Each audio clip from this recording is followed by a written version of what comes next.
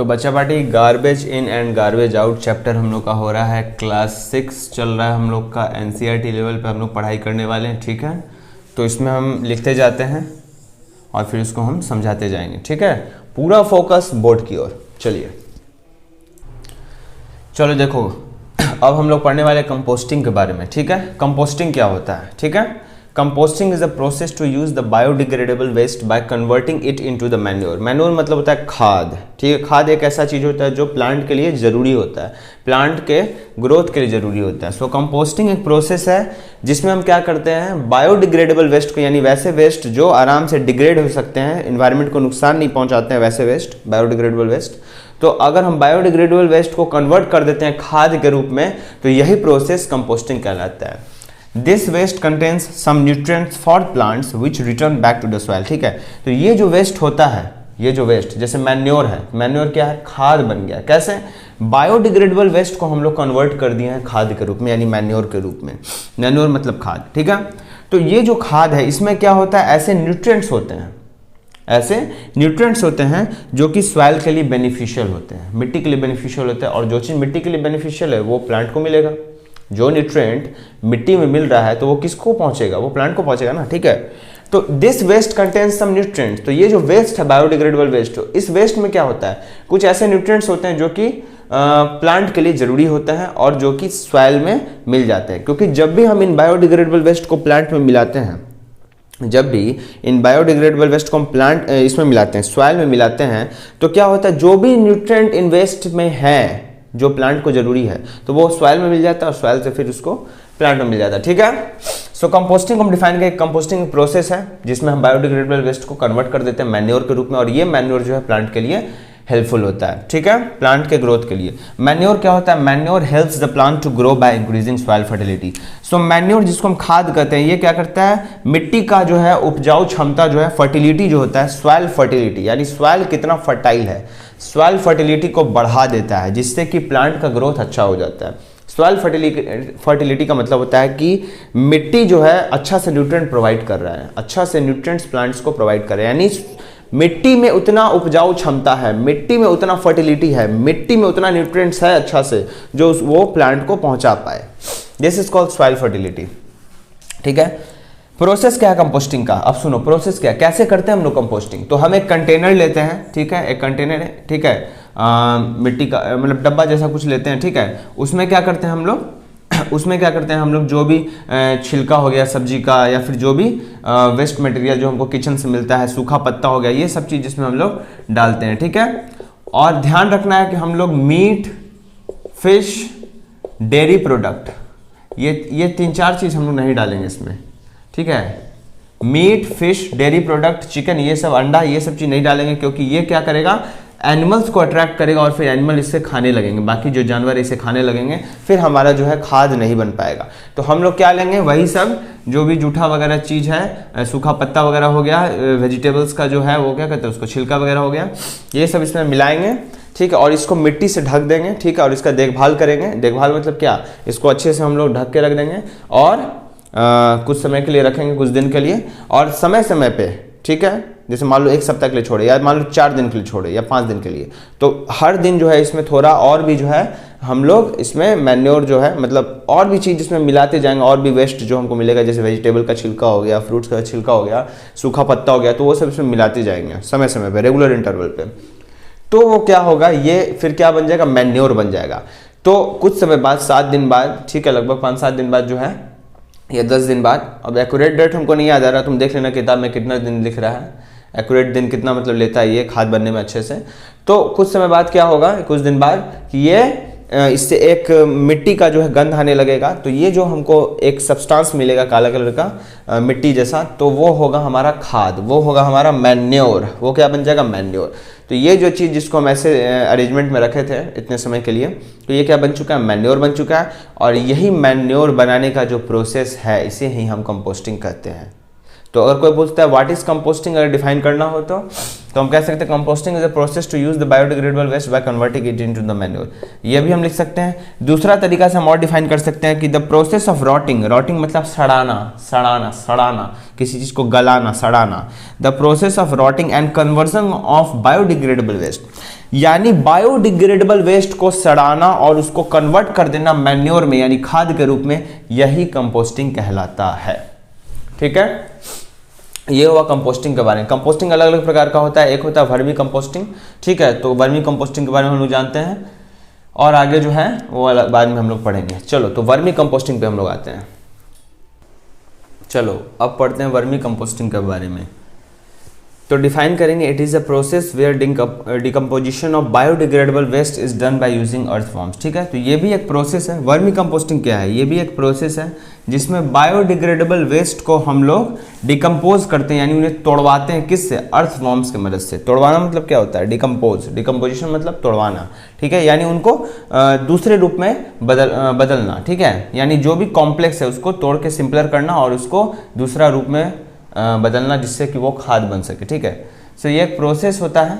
Vermi composting क्या है? एक प्रोसेस है। वर्मी मतलब होता है अर्थवॉर्म्स यानी जोंकटी, है ना, जोंक। तो अर्थवॉर्म के मदद से हम लोग बायोडिग्रेडेबल वेस्ट को डिकम्पोज कराते हैं और इससे क्या बनता है? हमको खाद बनता है और यही प्रोसेस वर्मी कंपोस्टिंग कहलाता है। और फिर उस खाद को हम लोग मिट्टी में मिला सकते हैं और फिर वहाँ प्लांट हम लोग जो भी प्लांट होगा वो अच्छे से उगेगा। As this type of composting is done by worms, तो ऐसा जो है वॉर्म्स है ना, ये कीड़ों के द्वारा होता है, वॉर्म्स। तो ये कंपोस्टिंग किसके द्वारा होता है? कीड़ों के द्वारा। So we create the environment which is suitable for earthworms for their survival. ठीक है, तो इससे एक और बेनिफिट होता है, अर्थवॉर्म्स के लिए बेनिफिट होता है, यानी अर्थवॉर्म के लिए अच्छा होता है वर्मी कंपोस्टिंग। अब तुम बोलोगे कि अर्थवॉर्म के लिए क्या अच्छा है, तो बताते हैं।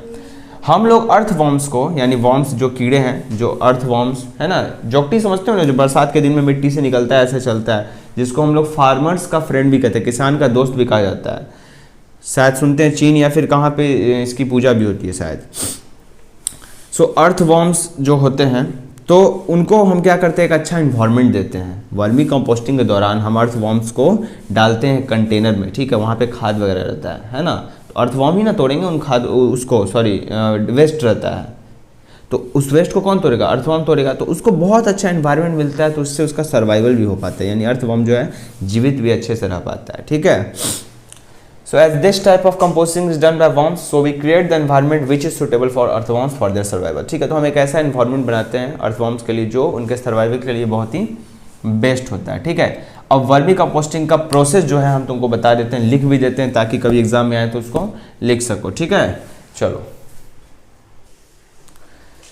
प्रोसेस इसका लिख रहे हैं। कहता है टेक अ बिग कंटेनर, एक बड़ा सा container low, make sure temperature of the container should be moderate, यानी ये जो कंटेनर इसका टेम्परेचर जो मॉडरेट होना चाहिए, मतलब ऐसा नहीं कि इसको हीट कर दिए या फिर ऐसा नहीं इसमें बर्फ डाल दिए। ठीक है, सो टेम्परेचर जो होना चाहिए इसका मॉडरेट होना चाहिए। Add a layer of sand in order to create a home for earthworm, तो यहाँ पे क्या करो, लेयर बिछा दो, यानी एक परत बिछा दो बालू का, सैंड मतलब बालू। ठीक है, जिससे कि अर्थवॉर्म्स के लिए एक घर जैसा एक क्या बन जाए, एनवायरनमेंट बन जाए, एक घर बन जाए। ठीक है, now add little amount of water in sand to create some moisture. ठीक है, अब क्या करो, इसमें जो है थोड़ा सा वाटर मिलाओ, थोड़ा सा हल्का सा इसमें पानी दो। ठीक है, जिससे कि मॉइस्चर बने। क्या बने? मॉइस्चर, यानी नमी आ जाए। ये क्या हो जाए? नमी क्या होता है? मतलब नमी मतलब होता है थोड़ा सा पानी जहाँ पे मिल गया ना किसी भी चीज़ में, तो हम कहते हैं नमी। जैसे एयर में थोड़ा सा पानी आ गया, वाटर वेपर ज़्यादा बढ़ गया, तो हम नहीं बोलते मॉइस्चर, नमी बढ़ गया यार, इन्वायरमेंट में बोलते हैं ना।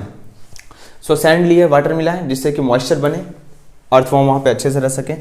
देन ऐड वेजिटेबल्स, अब इसमें वेजिटेबल मिलाओ, एनिमल वेस्ट मिलाओ, यानी गोबर वगैरह। ठीक है, गाय का गोबर जो होता है ये सब चीज़ मिलाओ। ठीक है, काउ डंग, और फिर ड्राई लीफ, सूखा पत्ता मिलाओ, ये सब चीज़ इसमें मिलाओ। क्या क्या नहीं मिलाना है? नमक नहीं मिलाना है, तेल नहीं मिलाना है, अचार नहीं मिलाना है, दूध से बना हुआ सामान नहीं मिलाना है, दूध भी नहीं मिलाना है। ठीक है, क्योंकि ये जो है अर्थवॉर्म्स को, क्योंकि इसमें तुम जोंक डालने वाले हो, जोंकटी तुम इसमें मिलाने वाले हो, अर्थवॉर्म्स, तो अर्थवॉर्म्स जो है होता है मतलब उसको नुकसान पहुंच सकता है। नमक डालोगे, कभी कभी देखते होगे कि मतलब बचपन में हम लोग कभी बदमाशी थोड़ा कर देते थे, जैसे कभी भी हम नहा रहे हैं तो साबुन जो भी लगा रहे तो थोड़ा उस पर है ना साबुन ऐसे फेंक देते थे। ठीक है, तो वो छटपटाता था, जो कि नहीं करना चाहिए, गलत है। तो बदमाशी जो है हम लोग थोड़ा करते थे, तो ये चीज़ नहीं करना चाहिए। नमक तुम देखते हो उसका जो स्किन होता है वो एकदम छिलमिला जाता है, या कभी भी देखोगे कि कभी कभी छिलमिलाने लगे अचानक, तो समझ लो कभी भी छिलमिला रहा है अगर अर्थवॉर्म, तो उस पर नमक या फिर कोई भी साबुन या फिर नमक जो है जो स्किन को हार्म कर सकता है उसके, वो उस पर पड़ गया है, ठीक है। सो एडिंग सॉल्ट यानी उसमें नमक मिलाओ, तेल मिलाओ, पिकल जो है यानी अचार नहीं मिलाओ, मत मिलाओ, सॉरी क्या क्या बोल रहे, देखो तेल नहीं मिलाना है, नमक नहीं मिलाना, अचार नहीं मिलाना है, मिल्क प्रोडक्ट जो है नहीं मिलाना है, ठीक है। बोलना था ये मिलाओ तो बोल दिए ये मिलाओ, ठीक है। एनिमल वेस्ट मिला सकते हो, ड्राई लीव्स मिला सकते हो, ये सब चीज़ जो है मिला सकते हो, और ये सब चीज़ नहीं मिलाना है, ठीक है, जिससे क्योंकि अर्थवॉर्म को नुकसान पहुंच सकता है, ठीक है। ऐड सम अर्थवॉर्म्स, अब उसमें जो है अर्थवॉर्म मिलाओ, ठीक है। तो पहले क्या क्या मिलाए हम, वेजिटेबल वेस्ट, एनिमल वेस्ट यानी गोबर हो गया, ड्राई लीव्स सूखा पत्ता हो गया, और फिर उसमें हम क्या मिला दिए, अर्थवॉर्म मिला दिए, ठीक है। अर्थवॉर्म मिलाए। अब आगे देखो क्या करते हैं, लिखते हैं फिर बताते हैं चलो आगे देखो। तो अब क्या करना है, now keep adding and mixing the ingredients at regular interval, ठीक है। तो अब क्या करो कि और उसमें जो है और भी इंग्रेडिएंट्स उसमें मिलाते जाओ, और भी बायोडिग्रेडेबल वेस्ट उस कंटेनर में मिलाते जाओ जिसमें तुम अर्थवॉर्म रख चुके हो, ठीक है। And mixing the ingredients at regular interval, ठीक है, और इंग्रेडिएंट्स को जो है मिक्स करते जाओ उसमें, ठीक है। ऐसे जो इंग्रेडिएंट जो है मिक्स करते जाओ, ठीक है। अब ऐसा मत करना कि एकदम चाकू से उसमें भोंके जा रहे तब तो मर जाएगा ना, तो दिमाग से होश हवास में अच्छे से उसमें मिक्स करते जाना, ठीक है, अच्छे से। Now you will notice with in a month, अब एक महीना में देखिएगा कि जो अर्थवॉर्म है वो डबल हो चुके हैं, ठीक है। तो अर्थवॉर्म जो है वो डबल हो चुके हैं, ठीक है, यानी वो अपना जनरेशन वहाँ पे बढ़ा लिए हैं, ठीक है। Then place some vegetable waste in the corner of a pit, अब जो गड्ढा है जो कंटेनर है, तो यहाँ पे मान लीजिए यहाँ पे आपका जो भी चीज़ आप मिला रहे थे यहाँ पे, ठीक है, ये रहा और ये रहा अर्थवॉर्म, ठीक है। तो यहाँ पे कोना में कहीं पे कुछ वेजिटेबल वेस्ट डाल दो, ठीक है। एंड एज अ रिजल्ट अब होगा क्या, ये तो वो डिकम्पोज कर चुका है, मतलब जिस चीज़ को वो खा चुका है अर्थवॉर्म, जिस चीज़ को डिकम्पोज कर चुका है, तो फिर वो उस पर क्यों जाएगा, वो जो नया वेजिटेबल वेस्ट तुम दिए हो वहाँ तरफ चल जाएगा, तो सारे जो अर्थवॉर्म है वो इस तरफ शिफ्ट हो जाएंगे, ठीक है। अब शिफ्ट हो गए तो इधर जो बन चुका है खाद, जिसको हम कंपोस्ट कह रहे हैं, मैन्योर या फिर कंपोस्ट कह रहे हैं, जो कंपोस्ट यहाँ बन चुका है, वर्मी कंपोस्टिंग के जो कंपोस्ट बना है, वो कंपोस्ट को यहाँ से आप हटा लीजिए, ठीक है। वहाँ से है आप कंपोस्ट को हटा लीजिए, जहाँ पे from the vacated corner, vacated मतलब जो खाली हो चुका है, किससे खाली हो चुका है, कौन हट गया है, अर्थवॉर्म हट चुका है, तो अर्थवॉर्म से ये खाली हो चुका है ये कॉर्नर, तो इसको आप हटा लीजिए उस कंपोस्ट को, और फिर ये कंपोस्ट जो है आपका तैयार है इस्तेमाल करने के लिए, फिर इसको आप मिट्टी में मिलाइए और इससे प्लांट को फायदा होगा, ठीक है। चलो अब पढ़ते हैं लैंडफिल्स के बारे में, ठीक है। Landfills are made to handle the non biodegradable waste, ठीक है।